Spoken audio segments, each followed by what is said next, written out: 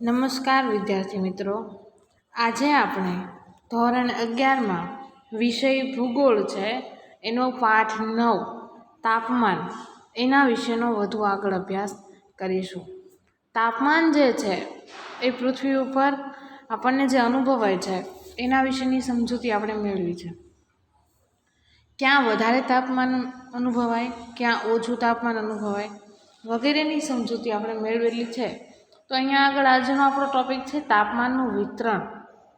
કે તાપમાન છે એ અલગ અલગ જગ્યાએ વહેંચાયેલું હોય છે. ક્યાં વધારે તાપમાન હોય છે, ક્યાં ઓછું તાપમાન હોય છે, એના વિશેની આજે વાત કરીએ. એમાં જોઈએ કે પૃથ્વી સપાટી પર મહાસાગરો તથા ભૂમિખંડો આવેલા છે. પૃથ્વી સપાટી પર શું શું છે? તો કે ક્યાંક મહાસાગરો છે અને ક્યાંક ભૂમિખંડો છે. ભૂમિખંડો પર રણ પ્રદેશો, હિમાચ્છાદિત પ્રદેશો, મેદાનો, જંગલો, પર્વતો, પ્રાકૃતિક પ્રદેશો આવેલા છે. આપણી જે કંઈ પૃથ્વી છે એની ઉપર ક્યાંક બરફ છે, ક્યાંક મેદાન છે, ક્યાંક જંગલ છે, ક્યાંક પર્વત છે. આવા વિવિધ પ્રાકૃતિક પ્રદેશો રહેલા છે. વિવિધ પ્રકારની સપાટી અલગ અલગ પ્રમાણમાં સૂર્યાઘાત મેળવે છે. એટલે શું? તો કે જમીનની જે સપાટી છે એમાં સૂર્યાઘાત એટલે કે તાપમાનનું પ્રમાણ અલગ અલગ છે. ક્યાંક બરફ છે તો ત્યાં આગળ ગરમી ઓછી પડે. જે રણ વિસ્તાર છે તો ત્યાં ગરમીનું પ્રમાણ વધારે હોય. જ્યાં જંગલ છે તો ત્યાં વૃક્ષો હોવાને લીધે પાછી ગરમી આપણને ઓછી અનુભવાય. સમુદ્ર હોય તો ત્યાં આગળ ગરમીનું પ્રમાણ ઓછું હોય. તો કેટલીક જગ્યાએ સૂર્યાઘાતનું પ્રમાણ વધારે હોય છે અને કેટલીક જગ્યાએ સૂર્યાઘાતનું પ્રમાણ ઓછું હોય છે. આમ વાતાવરણનું તાપમાન અલગ અલગ રહે છે. એટલે ક્યાંક વધારે ઠંડી હોય છે, ક્યાંક વધારે ગરમી હોય છે. તાપમાનના વિતરણનો અભ્યાસ 2 વિભાગમાં વહેંચવામાં આવે છે. તાપમાનનું વિતરણ છે એ કેટલી રીતે થાય છે? તો કે 2 ભાગમાં. પહેલું છે તાપમાનનું ક્ષૈતિજ વિતરણ અને બીજું છે તાપમાનનું ઉધ્વ વિતરણ. ક્ષૈતિજ વિતરણ એટલે શું અને ઉધ્વ વિતરણ એટલે શું એ આપણે તાપમાનના વિતરણના પ્રકારોની અંદર સમજવાનું છે. એમાં જોઈએ કે પૃથ્વી સપાટી પર તાપમાનના ક્ષૈતિજ વિતરણ પર અક્ષાંશ, સમુદ્રથી અંતર, મહાસાગરના પ્રવાહ, પવનની દિશા અને સ્થળની ઊંચાઈ વગેરે પરિબળોની અસર જોવા મળે છે. ક્ષૈતિજ એટલે શું? તો કે જે એનું સમથળ જે લેવલ છે એની વાત કરી છે. કે આની અંદર કઈ કઈ બાબતનો સમાવેશ થાય? તો કે જે પૃથ્વી ઉપર અક્ષાંશ છે, બરાબર, આપણે જે અક્ષાંશ અને રેખાંશ કહીએ એમાં ઉત્તર ધ્રુવ અને દક્ષિણ ધ્રુવ, બરાબર, એ ઠંડા પ્રદેશો છે. એ પછી સમુદ્રથી જેમ આપણે નજીક હોઈએ એમ આપણને ગરમી ઓછી લાગે. સમુદ્રથી અંતર દૂર હોય તો ગરમી વધારે લાગે. એવી રીતે જે ઠંડો મહાસાગર હોય કે જે મહાસાગરનું પાણી ઠંડુ હોય તો આપણને ત્યાંનું જે તાપમાન છે એ ઓછું લાગે. અને જે મહાસાગરનો પ્રવાહ ગરમ હોય તો ત્યાંની હવા ગરમ હોય. એવી રીતે પવનની દિશા જે દિશામાં વહેતી હોય તો ત્યાં તાપમાન છે એ વધારે અને ઓછું અનુભવાતું હોય. અને કેટલુંક છે સ્થળની ઊંચાઈ, તો કે આપણી જે જમીન છે એનાથી જેમ ઉપરની તરફ જઈએ, હિલ સ્ટેશનમાં જઈએ તો ત્યાં પવન કેવો આવે? ઠંડો. એટલે તાપમાન કેવું હોય? ઓછું, નીચું હોય છે. તો આવા બધા પરિબળો છે એ તાપમાનના ક્ષૈતિજ વિતરણને અસર કરે છે. કે આવી બધી જગ્યાએ છે તાપમાન ઓછું અનુભવાય. વિષુવવૃત્તથી ઉત્તર કે દક્ષિણ ધ્રુવો તરફ જતાં સૂર્યના કિરણો ત્રાંસા પડતા હોવાથી તાપમાનમાં ઘટાડો થતો હોય છે. સમુદ્ર કિનારાની નજીકના વિસ્તારોનું તાપમાન સમ અને કિનારાથી દૂર ખંડસ્થ જમીન વિસ્તારોનું તાપમાન વિષમ હોય છે. કે જેમ જેમ સમુદ્ર છે એના નજીક જઈએ તો તાપમાન સમ હોય અને જેમ કિનારાથી દૂર જઈએ તો તાપમાન છે કેવું બને? વિષમ. એટલે કે પાણી છે એના કરતાં જમીન ઝડપથી ગરમ થઈ જાય. એટલે જમીન વિસ્તારનું તાપમાન કેવું હોય? વધારે ગરમ. અહીં કીધું છે કે જે વિષુવવૃત્ત છે વિષુવવૃત્ત એટલે વચ્ચેનો ભાગ, ત્યાંથી ઉત્તરની બાજુ કે દક્ષિણની બાજુ તમે જાઓ તો ત્યાં સૂર્યના કિરણો ત્રાંસા પડે એટલે તાપમાન કેવું અનુભવાય? નીચું. ખંડસ્થ જમીન વિસ્તારોમાં તાપમાનને દૈનિક ગાળો તથા વાર્ષિક ગાળાનો તફાવત વધુ હોય છે, જ્યારે સમુદ્રના કિનારા નજીક વિસ્તારોનું તાપમાન સમઘાત રહે છે. મહાસાગરના ઠંડા અને ગરમ પ્રવાહો જે તે પ્રદેશના કિનારાના વિસ્તારોના તાપમાન પર અસર કરે છે.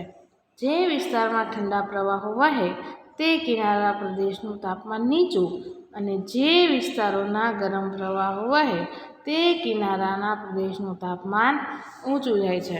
અહીં આપણે વાત કરી કે ભાઈ મહાસાગરનો પ્રવાહ છે, જો મહાસાગર છે એનું પાણી ઠંડુ હોય તો ત્યાંની આબોહવા ઠંડી હશે, એનું તાપમાન ઓછું હશે. જ્યારે મહાસાગરનો પ્રવાહ ગરમ હોય તો ત્યાંની આજુબાજુના વિસ્તારનું તાપમાન પણ કેવું હશે? ગરમ. આ ઉપરાંત ગરમ અને સૂકા પવનો જે વિસ્તારમાં વાય ત્યાં તાપમાન ઊંચું હોય. ગરમ અને સૂકા પવનો ક્યાં વાય વધારે? તો કે રણ પ્રદેશમાં, એટલે આપણને રણ પ્રદેશમાં વધારે ગરમી અનુભવાય. જ્યાં ઠંડા અને સૂકા પવનો વાય છે તે વિસ્તારમાં તાપમાન નીચું રહે છે. કે જ્યાં ઠંડો પવન હોય, જેમ કે કોઈ ઊંચાઈવાળા સ્થળે પવન ઠંડો હોય, પર્વતીય પ્રદેશમાં આપણે જઈએ, બર્ફીલા વિસ્તારમાં જઈએ તો ત્યાં આગળ તાપમાન કેવું હોય? નીચું.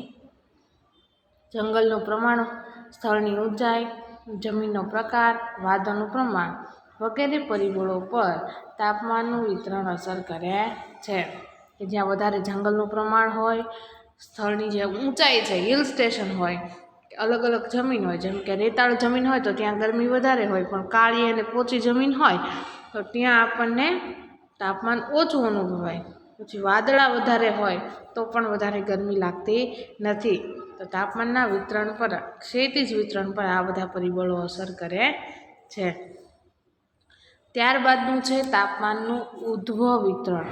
ઉધ્વ એટલે કે ઉપરની તરફ, ઊંચાઈએ જતાં ગરમીનું પ્રમાણ કેવું હોય છે એના વિશેની વાત કરીએ તો કે સામાન્ય પરિસ્થિતિમાં પૃથ્વી સપાટીથી ઊંચે તરફ જતાં દર 1 કિલોમીટરે 6.5 સેન્ટીગ્રેડ તાપમાન ઘટે છે. જેમ જેમ આપણે પૃથ્વી સપાટી છે એનાથી ઉપર જઈએ, અલગ અલગ આવરણ જે આપણા ચાર આવેલા છે એમાં આપણે જેમ ઉપર જઈએ એમ 1 કિલોમીટર તમે ઊંચાઈએ જાઓ એટલે 6.5 સેન્ટીગ્રેડ તાપમાન ઘટી જાય. એટલે કે ગરમીનું પ્રમાણ એમ ઓછું હોય અને ઠંડીનું પ્રમાણ વધારે હોય, એટલે પવન આપણને વધારે લાગે. તાપમાનના આ ઘટાડાના દરને લેપ્સ રેટ કહે છે. વિદ્યાર્થી મિત્રો, લેપ્સ રેટ એટલે શું? તો કે જેમ જેમ આપણે ઊંચાઈ તરફ જઈએ એમ તાપમાનમાં ઘટાડો થાય તો આ ઘટાડાના દરને લેપ્સ રેટ કહે છે. આ ઘટાડો વાતાવરણના ક્ષોભ આવરણમાં જ અનુભવાય છે. વાતાવરણની અંદર સમતાપ આવરણને ક્ષોભ આવરણને આપણે ભણી ગયા ને, તો આ સમતાપ આવરણ જ્યાં પૂરું થાય અને ક્ષોભ આવરણ શરૂ થાય તો આ ઘટાડાનો દર છે ક્યાં અનુભવાય? ક્ષોભ આવરણમાં. સૂર્યના કિરણો દ્વારા સૌ પ્રથમ પૃથ્વી ગરમ થાય છે. જ્યારે સૂર્યના કિરણો પૃથ્વી ઉપર પડે એટલે સૌથી પહેલાં શું થાય? તો કે પૃથ્વીની સપાટી છે એ ગરમ થાય અને ત્યાર પછી ક્રમશઃ, એટલે કે પછી ધીમે ધીમે પહેલાં પૃથ્વીની સપાટી ગરમ થાય, પછી ધીમે ધીમે પૃથ્વી ઉપરનું જે વાતાવરણ છે એ ગરમ થતું હોય. આ રીતે વિવિધ પ્રક્રિયાઓ. કઈ પ્રક્રિયા? તો કે ઉષ્ણતા નયન, ઉષ્ણતા ગમન અને ઉષ્ણતા વહન દ્વારા વાતાવરણ ગરમ થાય છે. એટલે પૃથ્વીની સપાટીનું વાતાવરણ ગરમ થાય એટલે બાકીના બીજા પદાર્થો પૃથ્વી પર જે રહેલા છે એ પણ ગરમ થાય. જેમ કે પૃથ્વી પર જળ છે, જંગલ છે, તો બીજા કોઈ તત્વો રહેલા છે એ પણ ગરમ થતા હોય. એટલે આપણને પૃથ્વી ઉપરની હવા છે એ પછી ગરમ લાગે છે.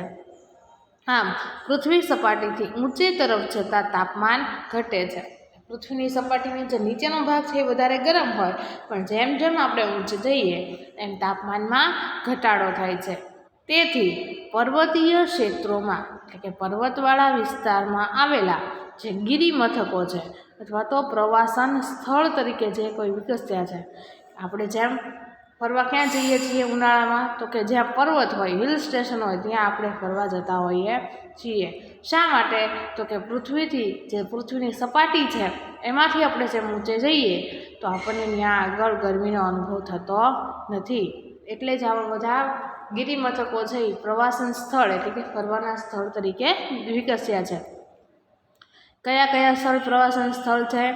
તો કે શિમલા, મનાલી, શ્રીનગર, નૈનીતાલ, દાર્જિલિંગ, સાપુતારા, પંચમઢી, મહાબળેશ્વર, ઊટી અને આપણા ગુજરાતમાં આવેલું આબુ. તો આ બધા જે સ્થળ છે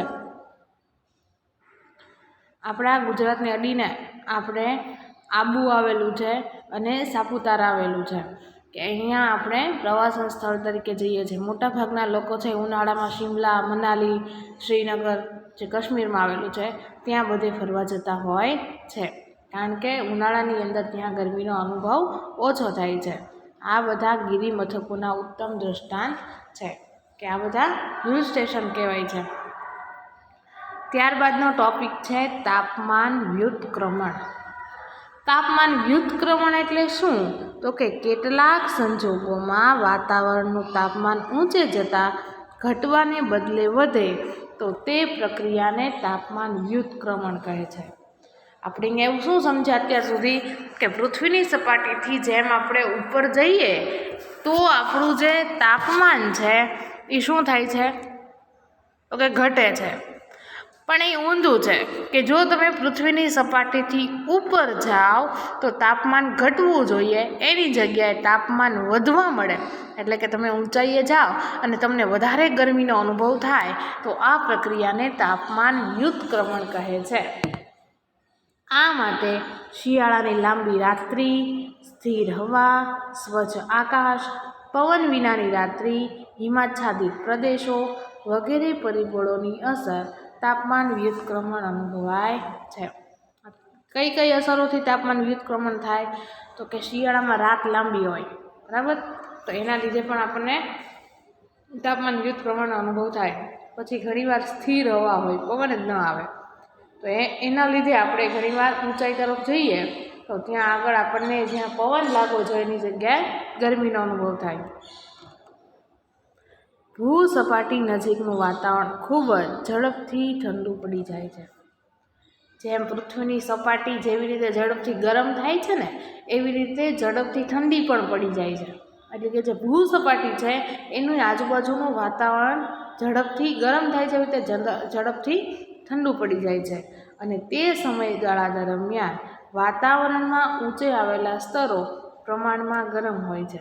એટલે જેમ જમીન ઝડપથી ગરમ થઈ જતી હોય એમ ઝડપથી ઠંડી પડે, પણ એ ઠંડી પડે પછી એના આજુબાજુના જે તત્વો છે, જે અલગ અલગ સ્તરો છે, તો એને ઠંડુ થતાં વાર લાગે. જેમ કે પાણી છે એને ગરમ થતાં પણ વાર લાગે અને ઠંડુ થતાં પણ વાર લાગે.